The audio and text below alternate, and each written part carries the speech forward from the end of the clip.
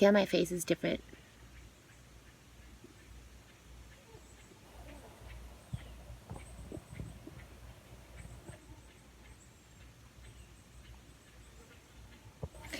See how this side, when I turn, it just goes straight. And I have the high cheekbone, but it still just goes straight down. But this side, when I turn, it dips in. And look at that. My whole face looks deformed. Do you see that? Do you see how this is sucked in right here? This. You see that? Okay, I believe this is a result of a fistula formed from a glioblastoma that was left in me 20 years ago by the doctors at Appalachia Hospital in Huntington, West Virginia. And for 20 years after I had my son, I did not deliver my afterbirth, so they had to rush in and do an emergency surgery and a D&C surgery, and they put me under anesthesia. And when I woke up and came home from the hospital, I have never felt the same. My body has never felt the same. My face is deformed. I have this, I believe it's a fistula or a sinus tract that is going all the way through my body now, connected to this glioblastoma that is down here in the left side of my abdomen, right around where my rib area is. It has grown over, which is what the glioblastoma name means. It has grown over with my own insides, you know, my tissue and intestines and all that good stuff, meat, whatever, you know, my veins and little vessels and all that good stuff. It has used that to grow itself over, grow my body over it to hide it, which is what the glioblastoma term means, is place of concealment in Swahili dialect. So that is what has happened to me, and it has formed that fistula as well because of the glioblastoma. And I have been enduring this and fighting this battle for 20 years in the state of West Virginia. They never would believe me. The doctors would not do any kind of test that I needed, like an MRI or something that could see inside the layers of my body so they could see that something is in there that's not supposed to be a foreign object. It could be just a small part of gauze that was left in me where they were trying to stop all of the outflow of blood because I was bleeding out and not delivering the afterbirth. That's why I was bleeding out, and so that's why they had to call the emergency room doctor in. So emergency surgeries are one of the #1 reasons why any kind of foreign object or a medical instrument or a medical material like gauze is left behind in the body after the operation or the surgery. And then sometimes it's not detected immediately, and in my case 20 years, even after you beg people to, you know, just look in there and see what it is and see what's causing me all this trouble since I had my son in that surgery, and they refuse to do it probably because, you know, they know I'm right and they're going to find the truth of what I've been saying for 2 decades out of my life. Because it's my body and I know what I feel. I have never felt anything like this since having my son. I wake up every night in cold sweats, like my body is trying to sweat something out of me and it just cannot get rid of it. I am constantly sick to my stomach. I'm constantly having nauseous and nervous stomach and constantly feeling like I'm going to puke, but I can never puke. I have no appetite. I can't eat. I've lost weight. It's like there's this foreign object that's just living in my stomach, and that's why it's making me have all of these related side effects, like being sick to my stomach a lot. So yeah, you know, after having my son back in 2003, I had the D&C surgery, and then, you know, I went home, and within a month or two, I started feeling something. It was like there was something there on my side, right in my lower left abdomen, around my rib. And, you know, I always felt sick to my stomach, like I just wanted to puke all the time. I would wake up feeling that way, first thing in the morning, feel that way all day, all evening, sleep as I sleep, you know, and then I just sweat it all out with these night sweats, and I wake up every day coated with sweat all over me, and my clothes are soaked from so much sweat, right, where my body is trying to sweat this out. And then this face, my face thing, where I have this fistula, because I Google searched all this over the past 20 years to try to find out what the hell is going on with my body and why I'm experiencing all this, and I kept coming up with the same thing. I got a retained surgical instrument or a surgical material. In my case, I believe it's probably a surgical material, like a little bit of gauze or something that might have broken off as they were frantically trying to, you know, stop my bleeding, because I was bleeding out and I could have died right then and there having my son. And so in that moment of all of this going on, I believe that maybe, you know, the midwife that was tending to me before the emergency room doctor got there, she might have left some gauze down there or something. And then maybe when the, because she was trying to stop up all this blood, because I'm just gushing out and I'm going in and out of consciousness. And then, you know, this doctor rushes in and he immediately goes into doing the D&C, and they pump me with some anesthesia and make me go out. And then I wake up in the middle of it and I could feel him scraping at my uterus or my ovaries or whatever the hell. He was scraping to get that afterbirth to completely come out of there and expel from me, you know, so that I would deliver it and that I wouldn't just keep bleeding out. So, and I think that maybe in her panic, and because she was just a midwife and she couldn't do the surgery, that she might have left some gauze down there as she was trying to get me to stop bleeding until the emergency room doctor got there. And then, you know, that gauze might have just kind of gotten overlooked because it was saturated with blood and red, and it's just like a part of everything that was there. So he might have just somehow got that inside of me, or a little piece of that inside of me, or maybe when she was trying to, you know, sop up the blood, just a little piece got caught in there and somehow it's still inside of me. And that's what I've been trying to tell the doctors in West Virginia for the past 20 years. And no one will listen to me. No one will do the test that's required to see if there was something left behind. They just told me, oh yeah, whatever, and this and that. And then, you know, come back a month from now, come back 6 months from now, come back 6 years from now. And then they never really help me because they don't want to help me. And because they think, it's not because they think I'm crazy, but because they think I'm right.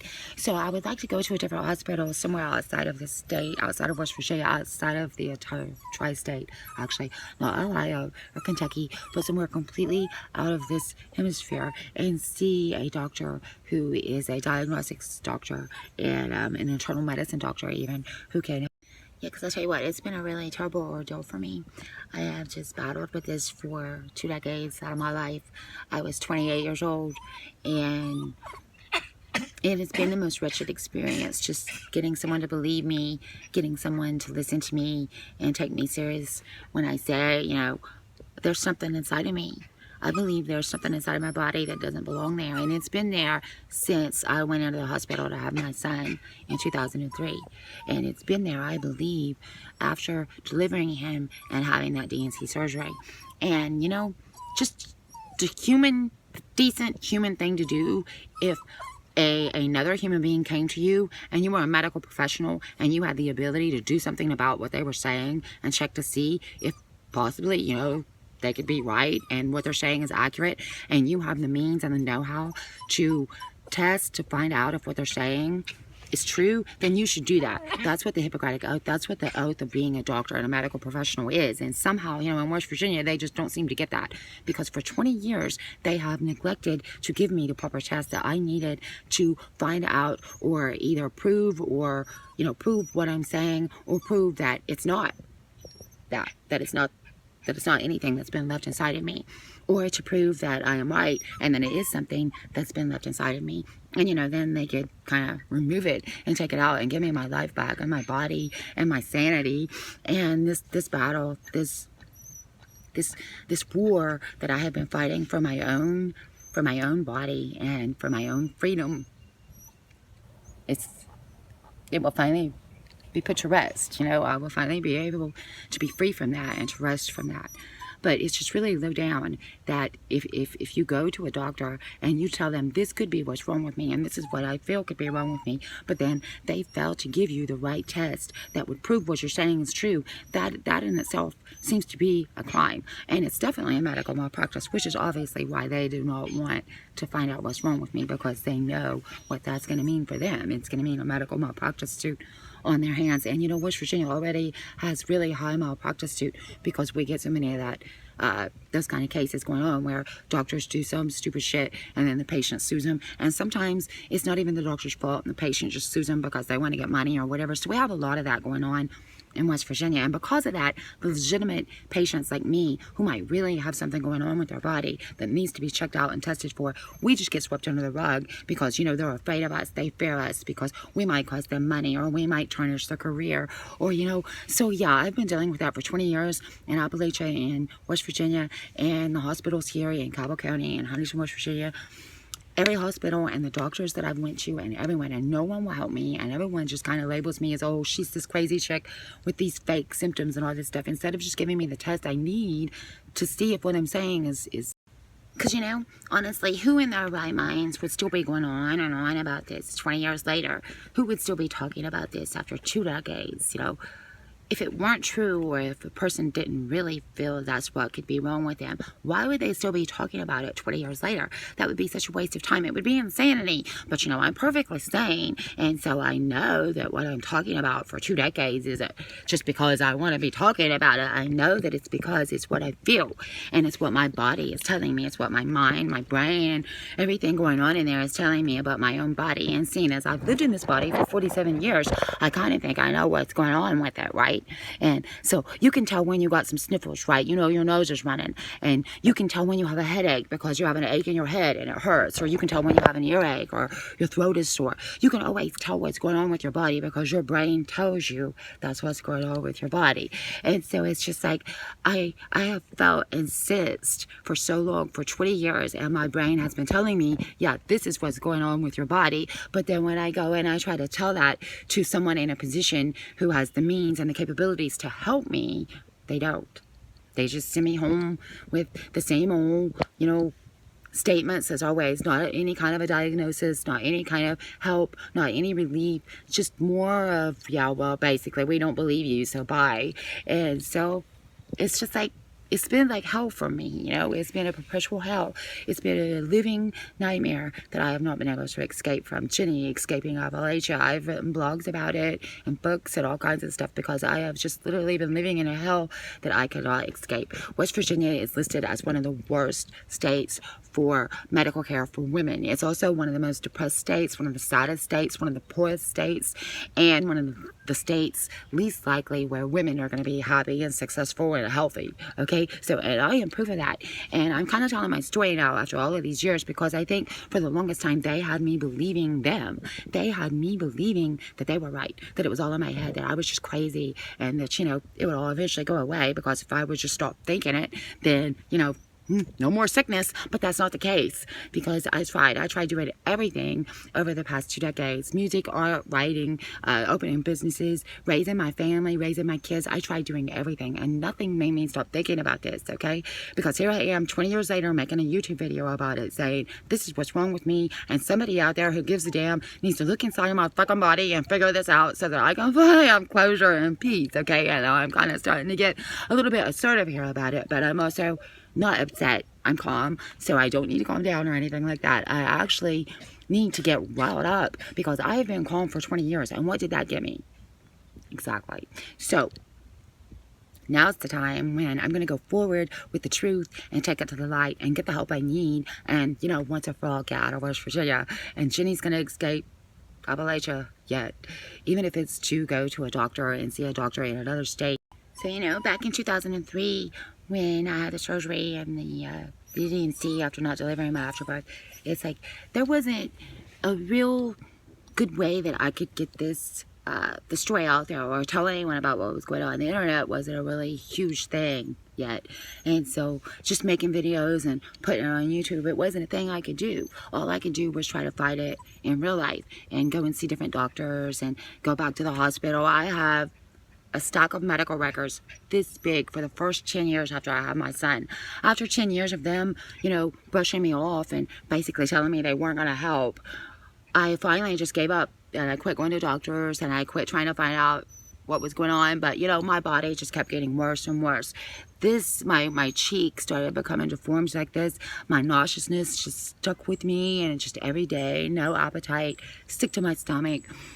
Never goes away. It's perpetual. It's chronic. It's constant. And what else would do that to me except something that it was left inside my body, you know? And my body doesn't know what to do with it. So it's just like, hey, this is a foreign thing in there, and it don't go. It's not supposed to be there. So we're gonna make you feel the effects of it being in your body and it not supposed to be in your body. So it was just a matter of them doing the right kind of test, like an MRI, and being able to see what was in there so that they could go in and remove it, and then, you know, give me the kind of closure I need and the well-being, the peace of mind that I need for my own health and sanity and for the rest of my life. You know, this is so unfair. It's unfair that they would do this and that they would not give me the medical care I need just because it's something she's saying and it's not necessarily something that has been proven. And so we don't want to believe what she's saying because it could be something that could, you know, hurt us and hurt our careers and hurt our pockets. So they don't want me being the kind of problem that I am I'm posing to be a problem for their careers and their paychecks, so they don't want to help me. And it's so obvious that this is what has happened to me for the past 20 years, and I've been able to really not tell anyone because I was kind of living a life of submission and just accepting it and saying, oh well, I guess it's the way it's going to be. But you know what, no, this is not the way it's going to be. And we live in the digital age where you can say anything that you need to say about whatever, and then you can put that online and other people are going to know what's going on, because I think that that's what this is going to take. It's me just kind of getting my story out there and then reaching out for someone who can help me and figure this out and help me what's in there and take it out for me so that I can have that closure I need in my life. And who knows, maybe it's been in there too long, maybe they can't even take it out now, so that'll be a real bummer. But you know what, so I just still need the closure. I still need to know that that's what it was, or that I was right, you know, and give me that peace of mind that I need, just to know that my body was telling me the truth all along, and it wasn't the people and it wasn't the medical system, but my body was right, and my brain and my mind was right to tell me that, hey, there's something wrong and you need to have this looked at because there's something here that don't belong and somebody needs to take that out for you. So that's basically what my brain has been telling me for 20 years. I can sit here and say it to you. And that is how it feels for me, you know. It just feels like there's something there. There's something in there. It's just like if somebody placed their hand on your abdomen, you would feel that, right? You would feel the presence of their hand against your abdomen. You would feel that pressure, right?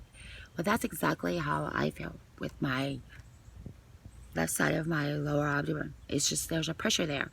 Like somebody has their hand stuck inside my rib, but you know, there's nothing there. There's nothing that can be seen on the outside. And no matter how many times I've asked them to look on the inside to see what could be in there that we can't see with our naked eye, they just blow me off and send me home.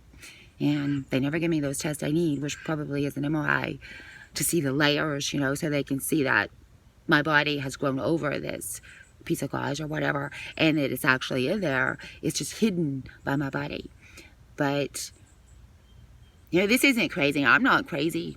I'm not crazy for thinking this. I'm not crazy for feeling this. I'm not crazy. My body and my mind and my brain is not crazy for telling me that this is what's wrong. And the effects, the effects that it's giving me from this is also proof that what I'm saying is most likely right. Because the sweating, the excessive sweating and the night sweats, because that's exactly what your body tries to do when it has something that it's not supposed to have. You know, it tries to sweat it out or get it out, whatever, our, you know, our eyes, our ears, our nose, whatever, our genitals. So our body tries to expel it. And I really feel like that's what the night sweats for 20 years has been. It's been about my body trying to expel that as I sleep and trying to get it out of me because it's a foreign invader, you know, and my body knows it doesn't belong. So at the same time, my body is trying to tell me this and alert me, hey, this is what's going on. So maybe you can get that help you need. But unfortunately, body, I live in West Virginia, so yeah, I'm not getting the help I need.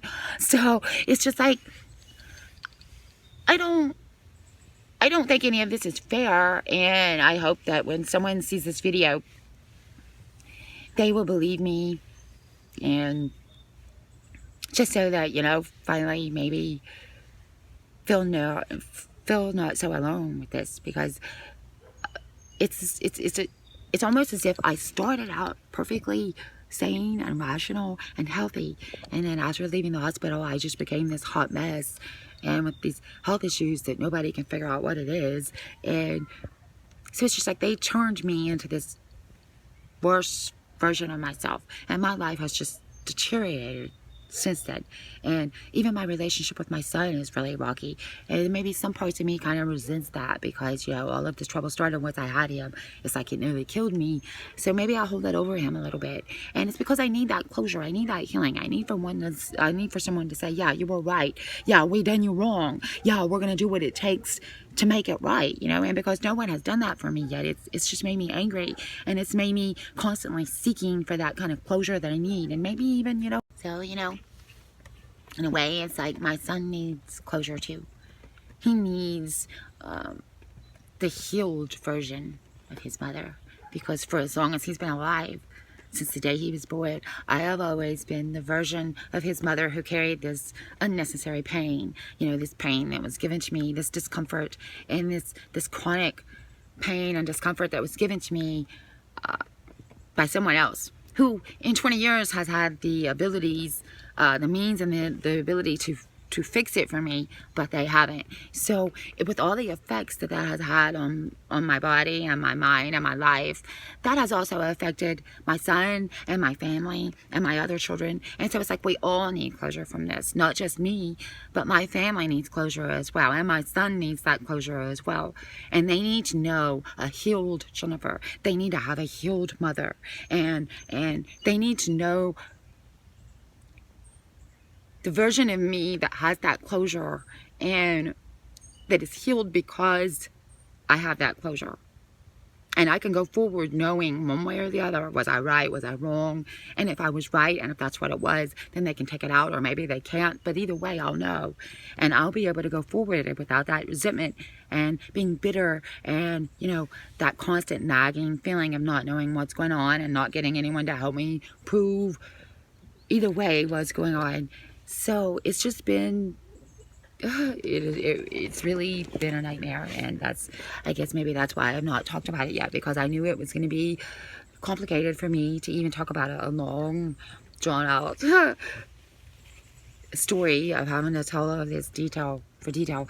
But I mean, I could make 1,000 videos saying the same thing, because this is the truth of my life, and this has been the truth of my life for 2 decades straight, day in and day out. I've had no peace from this, none whatsoever. It has made every aspect of my life just kind of crumble around me, because it's like I was fixated on that for so long, and feeling like the injustice of it, feeling like somebody should help. Somebody should at least look. Somebody should at least listen to what I'm saying. I'm not like a hypochondriac where, oh, she's sick all the time about every little thing. Just ignore her. She'll go home if we just ignore her. So it's just like, that's kind of like the vibe that they give off. It's as if that's what they think of me anytime I go to a doctor or a hospital for any kind of help. And that's basically why I haven't in the last 10 years. I finally just gave up after that, because I spent 10 years fighting this and battling this day in and day out, doctor's appointment after doctor's appointment, and all kinds of different doctors in this area, not just one, but a lot. And that's where all of those medical records came from. So I mean, I have the receipts of basically everything I'm saying, and I can back it up. And I just wish that someone would kind of like care enough to take that time out to listen to what I'm saying, and then you know, help me. And she's like, I don't know, maybe you can tell from my my anxiety and the energy I have, that intent to prove, that intent to, you know, tell every detail so that I can convince someone, anyone, of what I'm saying, and convince someone or anyone, you know, just to help me, because what I'm saying is true, and if it is true, it's an injustice. So, you know, something should definitely be done about injustices. So it's just like,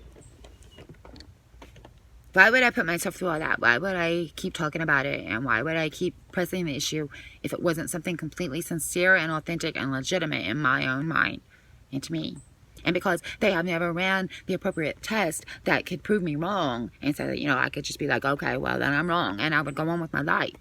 But because they won't even do that for me, that's what gives me that drive, that feeling of constantly having to prove it, get someone to listen, so someone will help, and then, you know, we can prove one way or the other, was I right or was I wrong? And so that's why I kind of get that anxiety when I'm discussing it, and probably the reason why it took me so long to discuss it, because, you know, it just makes me want to scream at the top of my lungs, and it makes me just want to just lose my shit, because 20 years is a long time to keep dealing with the same thing, and everybody's just like, you're invisible, we don't hear you, and we don't see you, and we don't care. And that's basically how it's been for me for 20 years.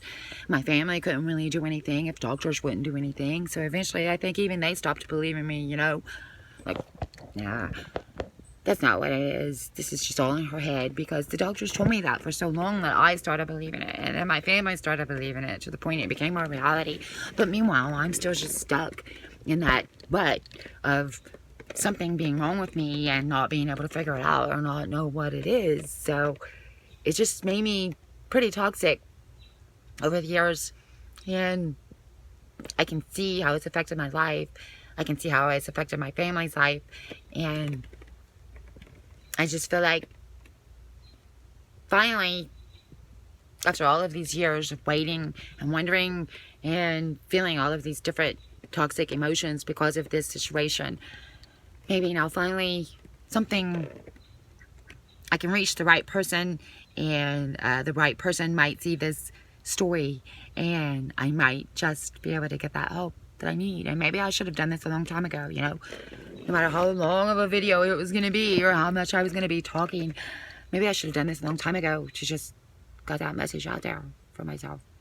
And so maybe got that help instead of just staying stagnant for so long. And I've been really stagnant and stuck in my ex-husband's life. I've just been stuck living his life because we've kind of long been separated, and that didn't work out.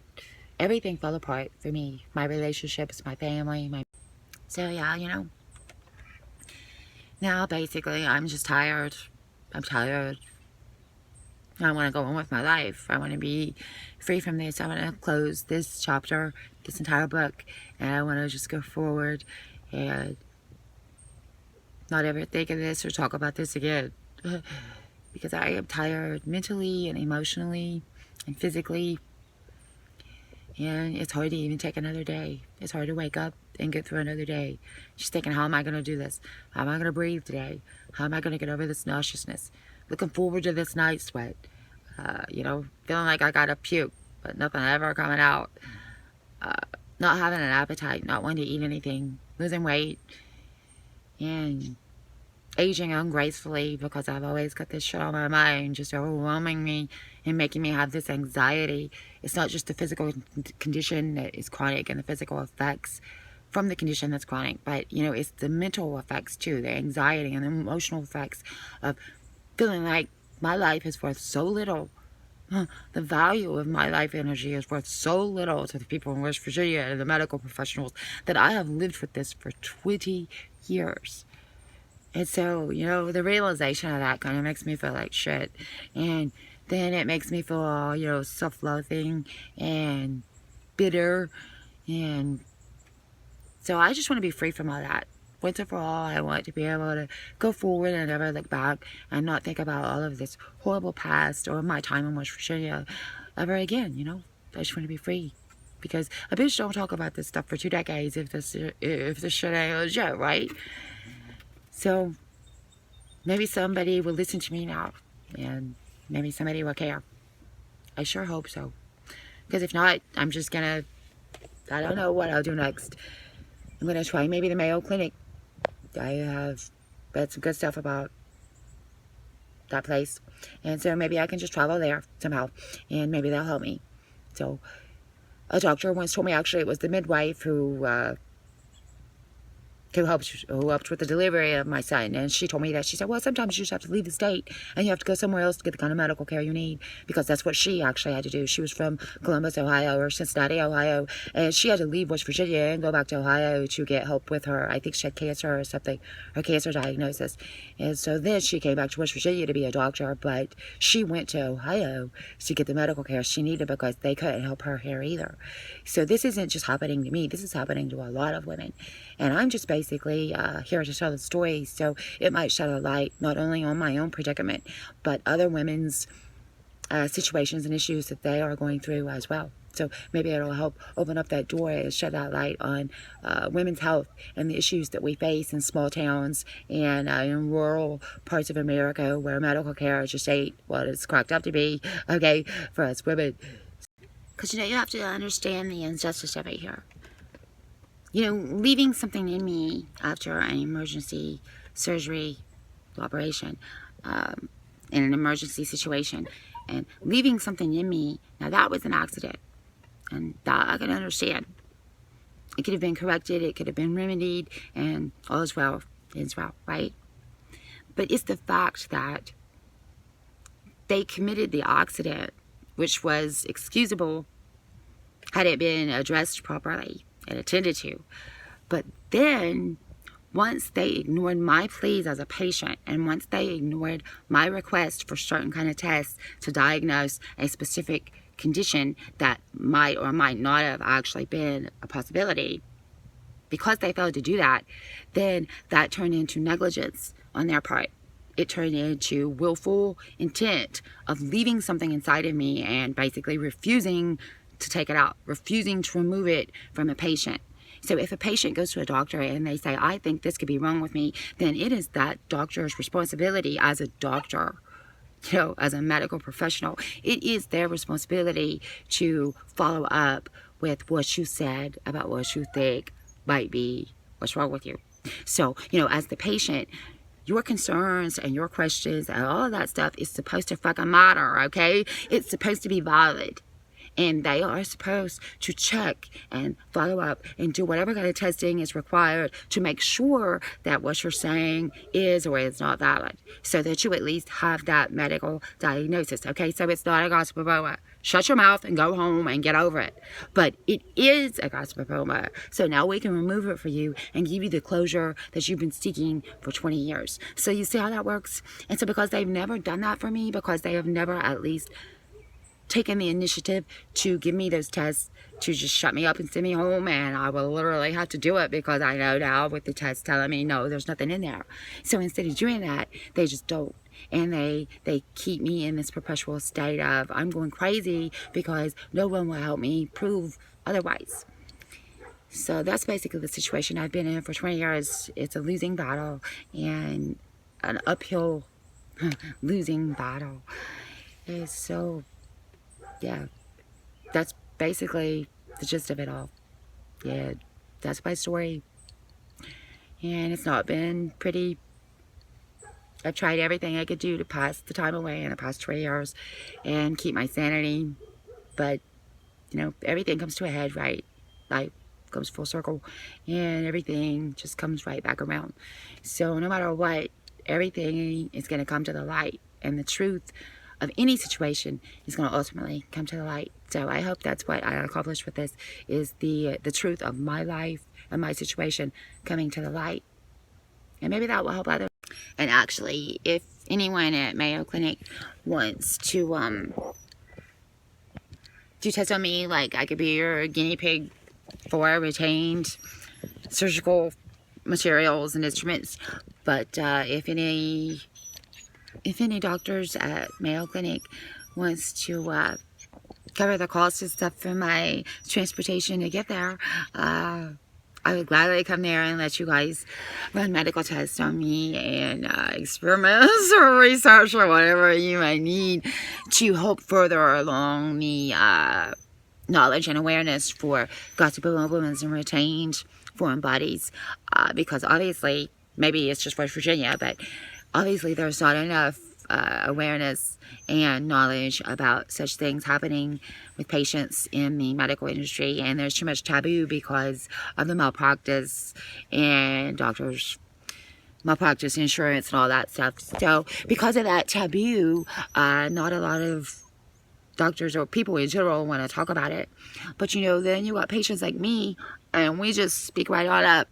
And so yeah, if anyone up there sees this, then I'm down in West Virginia, and you guys can contact me because I will head right on up and we will get this show on the road, okay? And you guys can figure out what's going on with me in there.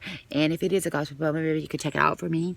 And then, you know, you will have that on your record and your experience, your doctors.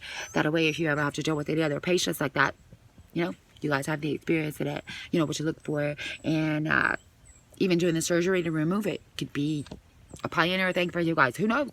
Because how many of those do you do a year? Or how many of those do you do a year that's actually on public record, right?